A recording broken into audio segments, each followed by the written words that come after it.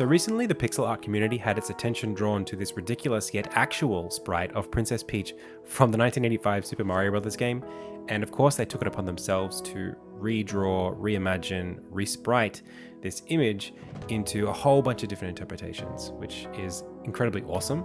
But I think this is also a great opportunity for us to explore the challenges of creating small pixel art and why it's not always the easiest option for beginners to start small.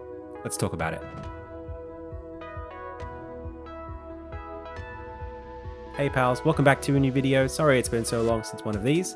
I have been doing a lot of design and direction work on Insignia, and we've been doing tons of stuff on new levels, polishing enemy animations, and reworking the crafting system, which started small and simple many years ago and then grew into something that was quite complicated with mini games and tutorials inside of it. And because it's not supposed to be a big focal point of the game, I've been stripping it back to something that's more entertaining with less overhead.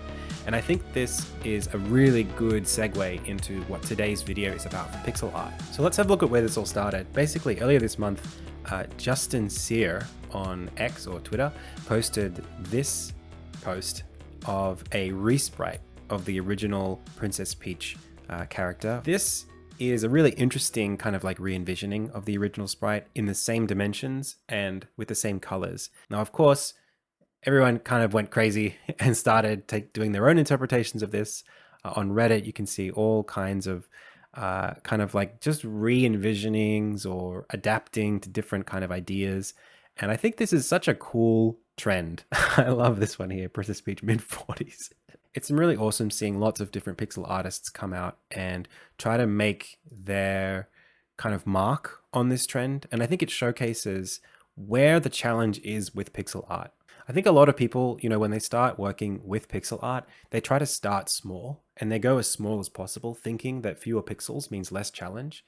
And in reality, you can see how actually the more pixels you have, if you're an artist, the easier it is for you to invest your creative control into the space. So you can start adding details and more character where you have more space to do that. It's actually way harder to have the same level of creativity and control inside of a small canvas because every pixel matters way more. That's not to take away from some of this really amazing art that people are doing, but it is to say that people who are just starting out in pixel art are going to have a hard time kind of progressing if they stay inside of small canvases when they're comparing their art to work like this one on the right. It's really not possible to make something small have as much detail and character as something big. And it actually takes a lot of skill, more skill, to pack details into smaller space than it does to give them breathing room. Now, I've actually noticed people, when talking about my tutorials on Reddit or in YouTube comments, people will say something like, Adam doesn't teach us how to do anything.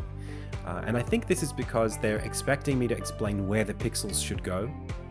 And as an art form, where the pixels should go is up to you.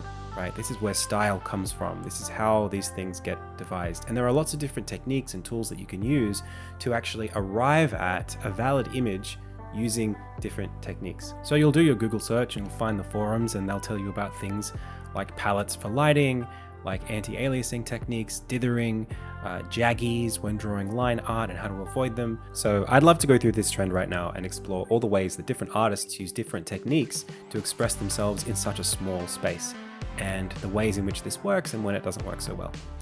So this trend kind of originates with Justin Sear, and I think this example is my favorite of all of them in this image. The reason why is more about effective prioritization. So the great thing about pixel art is that you can see the choices right there in the image. Obviously, a human woman would be not proportioned this way. You would have longer legs, you would have longer arms. How does the actual proportions of a person get squashed down into 32 pixels tall or something like that? So the challenge here is, what do we focus on? What can we represent with what we've got? And in the original, you can see the face is given like a lot of pixel space. And I think that's not a bad interpretation, right? Having a larger face makes sense because we want to show eyes, we want to show the expression on the princess's face when Mario saves her. So that's not a bad way to approach it. But what we lose in this process is a lot of, I guess, the femininity of Princess Peach here.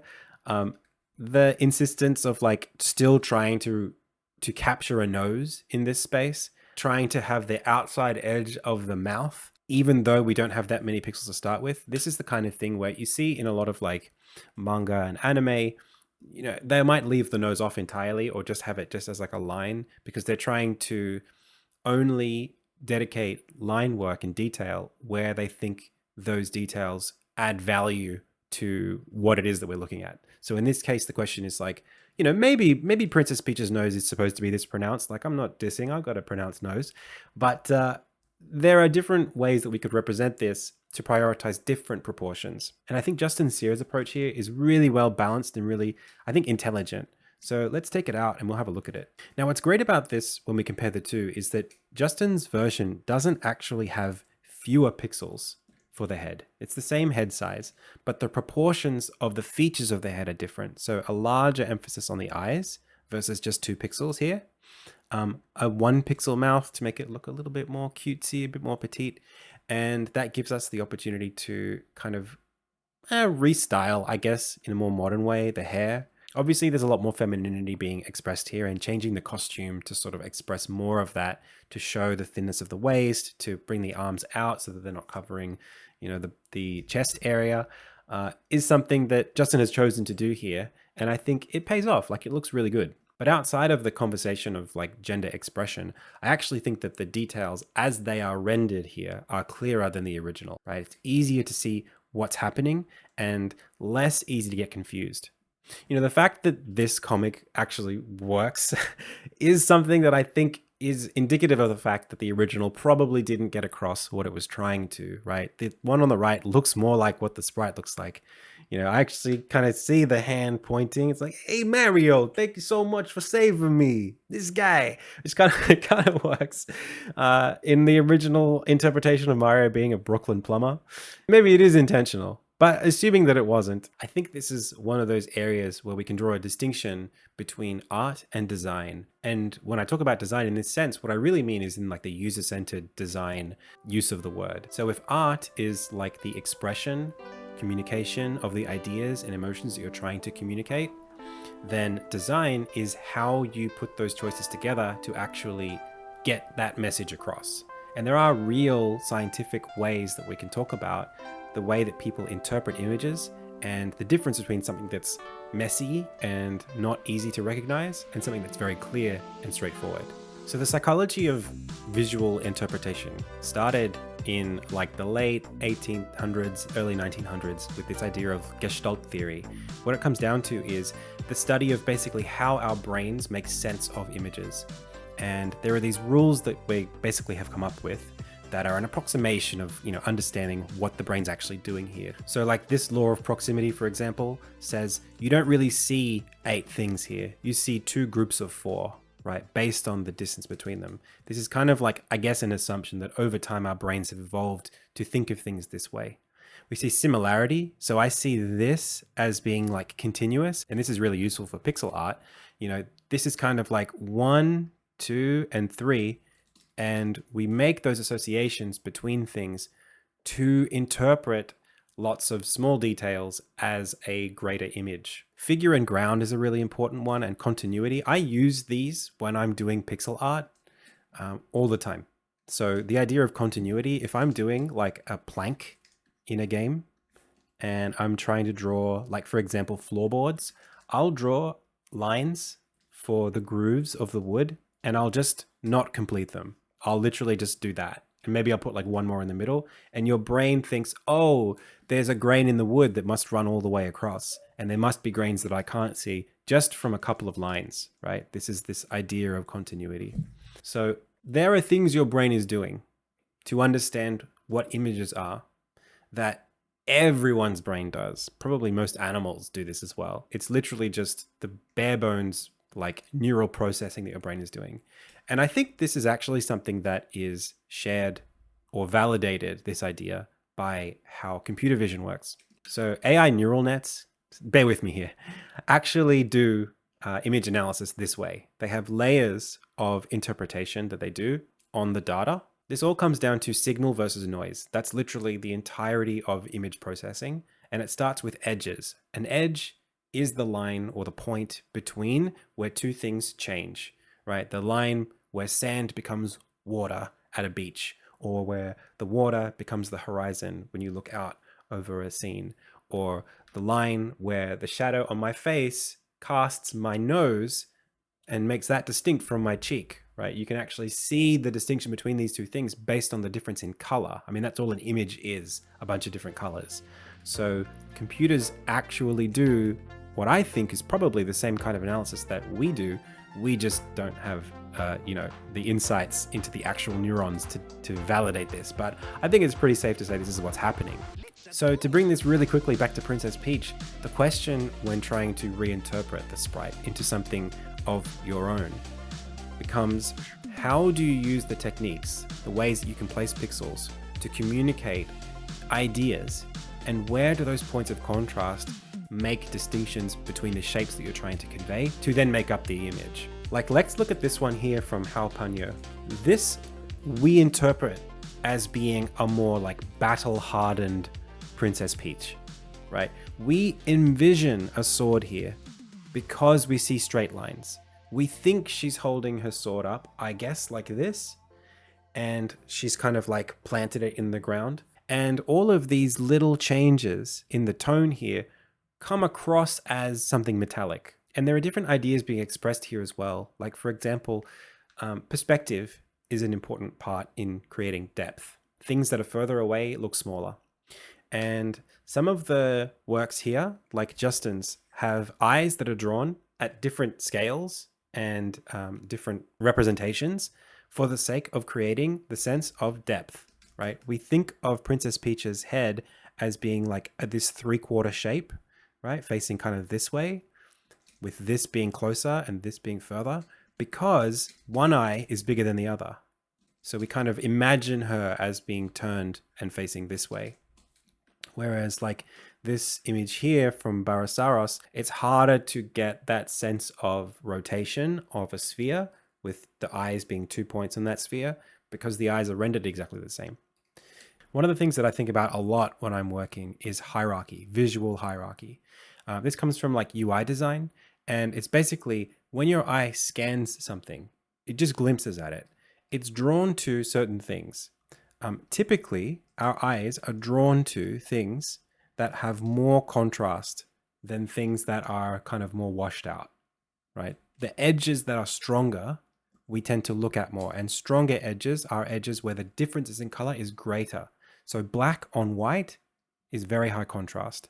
A small cluster of high contrast pixels grabs our attention if it's surrounded by a sea of similarly colored pixels.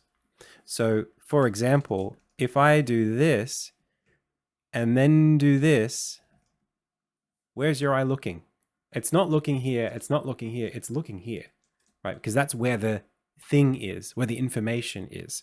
So I'm going to coin a little term here when we're talking about contrast as defined space versus negative space. Negative space is a common term, and what it refers to are areas where there's a lot of nothing, right? A lot of the same color, that's negative space. The space between objects is negative space, like the black on the image right now that we're looking at. Defined space would be anywhere that's not that.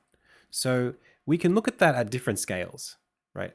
Coming back to, say, this image here, because the shapes around the face are much larger and more continuous, right? They don't get closed.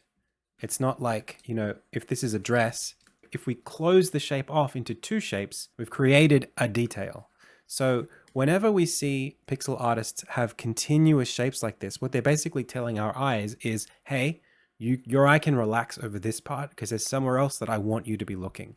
So I would say like this puppies and anime one is really, really well balanced as well, because it does a great job of letting your eye relax in all the parts where there's not something that you need to be looking at, and then just being very selective about the details. It's not the most complicated one here. It's not the most detailed, but it's doing something interesting, right? There's a choice here to do like an earring and the little clips in the hair. It's decisive and compositionally strong as a result. So if we look at all the different techniques, like here we've got some anti-aliasing on the highlights here to make them blend a little bit, to create like a shadow and to create shade. That shading, or any of the outlines that we're seeing here on certain parts of other designs, all of those techniques are being used to strengthen or soften shapes, to guide your eye with hierarchy towards certain parts of images and other parts. So for me, it really is like that. I spend a lot of time when I'm working just thinking about how the eye is going to interpret things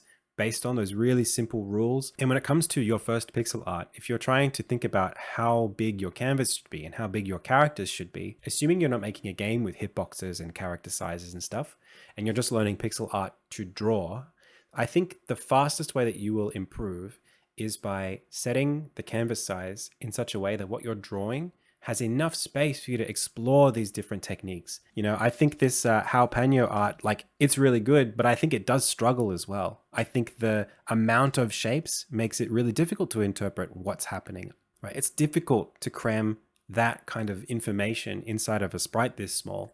So understand that this is a ratio question. Because we have a lot of details in a small space, it makes it more difficult to disambiguate between them. I'm going to put my money where my mouth is now and actually just do my own interpretation because I haven't done one yet. So let's go have a look. All right, let's make this a little bit less opaque so that we can see. And yeah, she does fit inside of, what's this? That's 16 pixels and that must be 24. All right, well, let's do our own 16 by 24 space Princess Peach as well. I'm actually just totally happy to let my experience here guide what it comes out as. Like, I don't really know what I'm going to go for here, but I'm just going to let the work speak to me and take whatever opportunities I run into.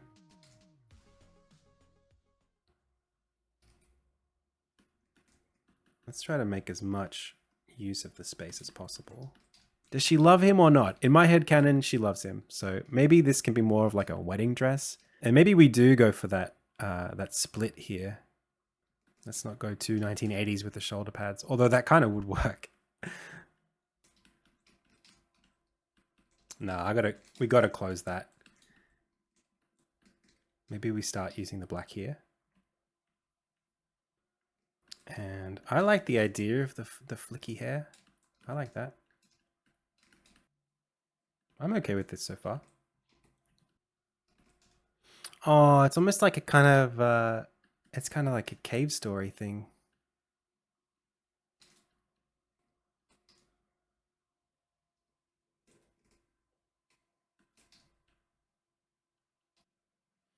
It's almost more Princess Zelda than it is Princess Peach at this point. And I'm going to bring in a reference here too, just to get it closer. Oh, so cute. Cool. I think I'm happy with that.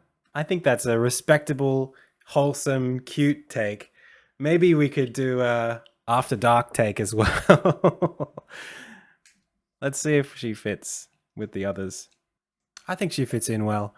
I think maybe a little more hair would have done well for her, actually. I like... no, I think I'm proud of those choices. It's a very Insignia take as well. I feel like I can see the characters that I draw in my game there. I guess you can't really take the artist out of the art sometimes. And there's our After Dark version for your viewing pleasure. Okay. All right, pals. Thank you so much for watching. See you in the next one.